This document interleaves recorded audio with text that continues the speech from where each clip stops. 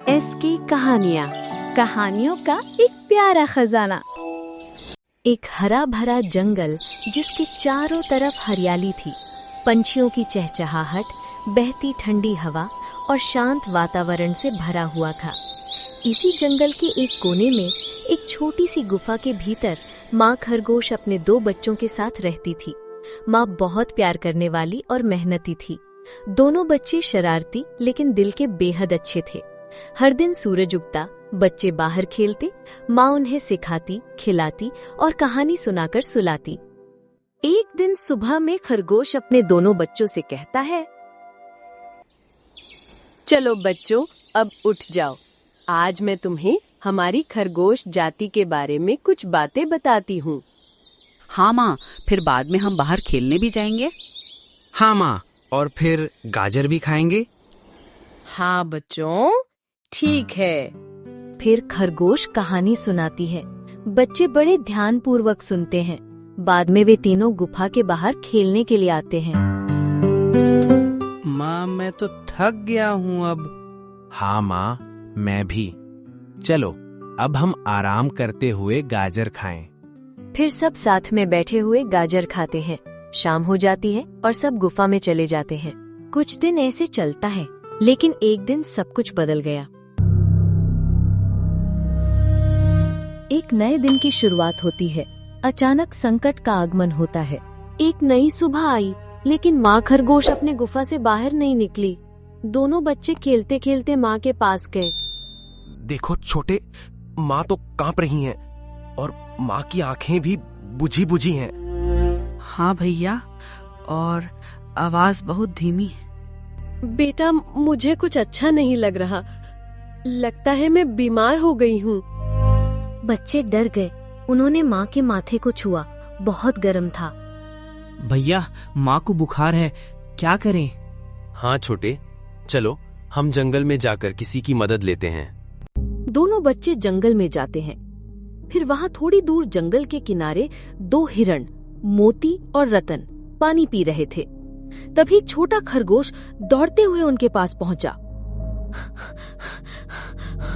माँ बहुत बीमार है, कृपया कुछ कीजिए। यह तो बड़ी चिंता की बात है। हमें ये खबर बाकी जानवरों तक पहुंचानी चाहिए। शाम होते होते ये खबर जंगल भर में फैल गई। हाथी को पता चला, बंदर को, तोते को, लोमड़ी को और भालू को भी। सब जानवर चिंतित हो उठे। साथी मित्रों, ये तो बहुत बुरी खबर है। हाँ, अब हमें कुछ करना होगा। हाँ, चलो हम सब पहले कल सुबह खरगोश से मिलाते हैं। हाँ, हमें पहले उनसे मिलकर बीमारी के बारे में जानकर उनकी मदद करनी होगी। सबने तय किया कि अगली सुबह माँ खरगोश से मिलने जाएंगे।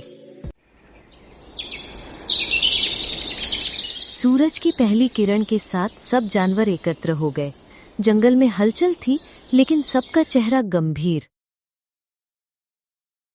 चलिए माँ खरगोश का हाल जानते हैं। जब जानवर घर पहुंचे तो दोनों खरगोश के बच्चे बाहर खेल रहे थे। बंदर ने पूछा, बच्चों, तुम्हारी माँ कहाँ है? अंदर हैं, बहुत बीमार हैं। चलो सब अंदर जाकर उनकी माँ को देख लें। सभी जानवर अंदर जाते हैं और देखते हैं माँ खरगोश बहुत कमजोर दिख रही थी।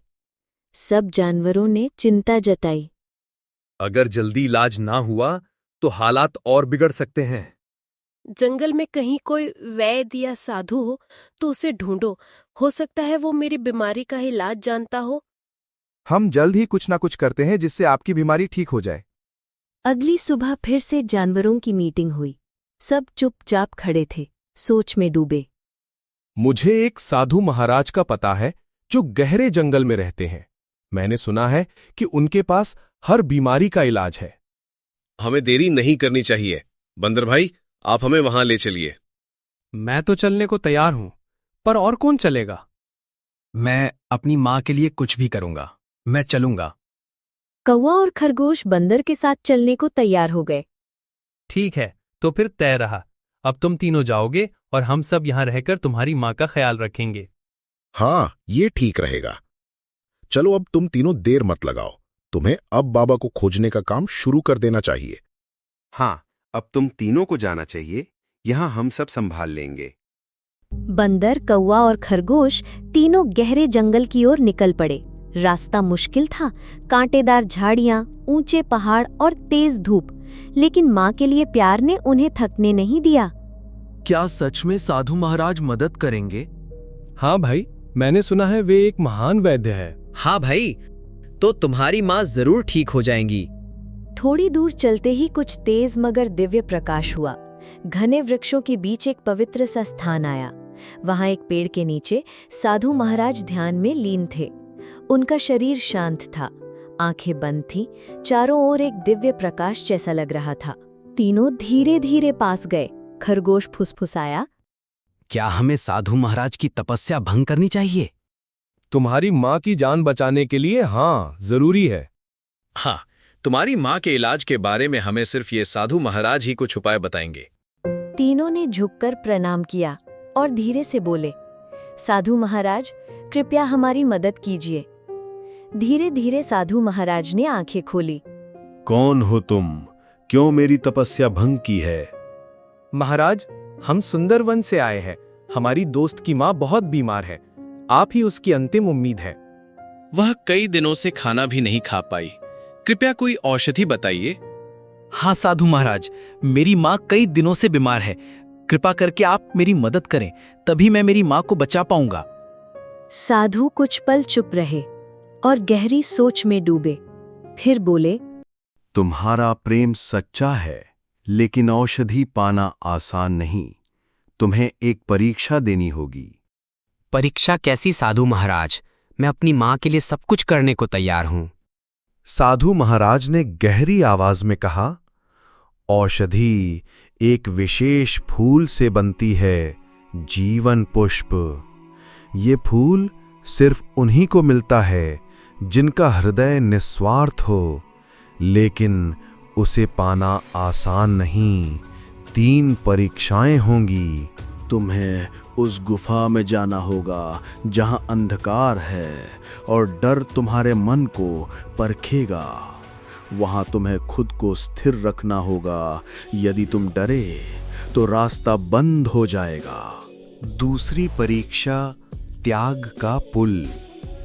एक टूटा हुआ पुल मिलेगा और उसे पार करने के लिए तुम्हें अपने सबसे प्रिय वस्तु का त्याग करना होगा। अगर तुम मोह से चिपके रहे तो फूल तक ना पहुंच सकोगे। तीसरी परीक्षा, सच्चाई का जल। अंत में जीवन पुष्प एक झील के बीच होगा, लेकिन झील तुम्हारे मन की सच्चाई को दिखाएगा। यदि तुम्हारा उद्देश्य स्वार्थ से भरा होगा तो जल जहर बन जाएगा। साधु महाराज ने हाथ से इशारा किया, उस दिशा में जाओ जहां जंगल सबसे घना है। वहां एक गुफा है जिसे भाई की गुफा कहा जाता है। वहां सिर्फ वही प्रवेश कर सकता है जो अपने डर से लड़ सके। कुछ ही देर में वे एक गहरे घने जंगल में पहुंचते हैं। वहां सब कुछ शांत है, असहज शांत। खरगोश कांपती आवाज में बोला, ये जगह बहुत डरावनी लग रही है। क्या हम सच में अंदर जाएंगे? याद है ना, ये सब तुम्हारी माँ के लिए है। डर को हराने का यही समय है। मुझे बहुत अजीब सा लग रहा है। माँ की याद आ रही है। चलो अंदर चलते हैं, तुम्हारी माँ का प्यार हमें रास्ता दिखाएगा। जैसे ही वे अंदर गए, गुफा का अंधेरा उन्हें निगलने लगा। हर ओर अजीब सी फुसफुसाहटें थीं, जैसे कोई उनकी सोचों को पढ़ रहा हो। अचानक गुफा की दीवार से आवाज आई, मैं डरता हूँ, पर माँ से ज्यादा प्यार करता हूँ। गुफा की परछाइयां हिलने लगी और एक चमकदार रास्ता बन गया। तुमने डर को जीत लिया। चलो अब आगे। गुफा के पार एक गहरी खाई थी। सामने एक टूटा हुआ लकड़ी का पुल। पास एक शिलालेख पर लिखा था, सिर्फ वही पार जा सकता है जो अपने सबसे प्रिय चीज का त्याग कर सके। ये मेरी प्यारी गाजर है। माँ ने ही मुझे दी थी। मैं इसे हमेशा साथ रखता था। लेकिन अगर इससे माँ ठीक हो सकती है तो मैं इसे छोड़ दूंगा। खरगोश ने धीरे से गाजर को पत्थर पर रखा। एक हल्की सी चमक हुई और पुल की लकड़ियां अपने आप जुड़ गई। तुमने बहुत बड़ा काम किया छोटू, हम सब गर्व करते हैं तुम पर। अब तो तुम्हारी माँ जरूर ठीक होंगी। तुम्हारे त्याग ने रास्ता खोल दिया। तीनों जंगल के खुले मैदान में पहुंचे, जहां एक नीली पारदर्शी झील थी। झील के किनारे एक पत्थर पर लिखा था, सत्य स्वीकार करो तभी पार हो पाओगे, जो झूठ बोलेगा वो वहीं रह जाएगा। मैंने कभी सोचा था कि मैं सबसे समझदार हूं, पर सच्चाई ये है कि मुझे भी डर लगता है, खासकर जब मेरे दोस्त दुखी हों। मैंने अक्सर खुद को सबसे चतुर समझा, लेकिन मैंने कई बार बिना वजह दूसरों की बात काटी है। मुझे अफसोस है। मैं हमेशा माँ से कहता था कि मैं बहादुर हूँ, लेकिन कई बार मैं बस उनके सामने बहादुर बनने की कोशिश करता था।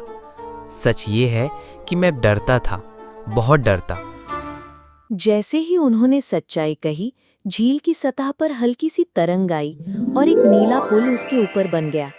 आकाश से जैसे कोई प्रकाश झील पर गिरा हो। हमने तीनों परीक्षाएं पूरी कर ली। अब हम तुम्हारी माँ का इलाज कर पाएंगे। तीनों मित्र बंदर, कौवा और खरगोश झील के किनारे पहुंचे। झील का पानी शांत था, लेकिन उसमें कोई चमकती सी चीज दिखाई दे रही थी। खरगोश की नजर गई, पानी के बीचों बीच एक चट्टान पर एक नीला और सुनहरा फूल खिला था। वही है, यही तो साधु महाराज ने कहा था। बंदर ने कौवे को देखा। कौवा उड़कर गया और फूल को धीरे से तोड़ लाया।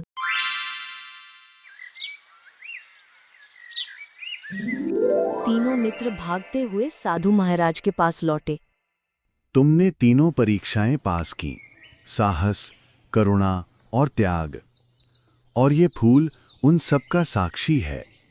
वे शांत भाव से फूल को एक छोटी सी कटोरी में पीसते हैं, कुछ जड़ी बूटियां मिलाते हैं और फिर ये लो, ये औषधि माँ खरगोश को देना, वो ठीक हो जाएंगी। तीनों दोस्त तेजी से सुंदरवन लौटे।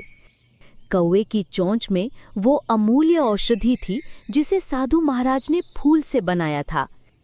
हर जानवर उनकी राह देख रहा था। जल्दी करो, समय बहुत कम है। कौवे ने औषधि एक छोटी कटोरी में डाली और धीरे से माँ खरगोश के मुंह से लगाया। पूरे जंगल की सांसें थम गईं। आप सब ने मिलकर मुझे बचा लिया। उस शाम सुंदरवन में एक बड़ा उत्सव हुआ। सभी जानवरों ने कहा, ये सिर्फ माँ खरगोश की जीत नहीं, ये प्रेम, साहस और एकता की जीत है। देखो बच्चों, सच्चा प्रेम, एकता और त्याग किसी भी कठिनाई को पार कर सकता है। जब सभी ने स्वार्थ से ऊपर उठकर साथ दिया, तब एक जीवन बच पाया।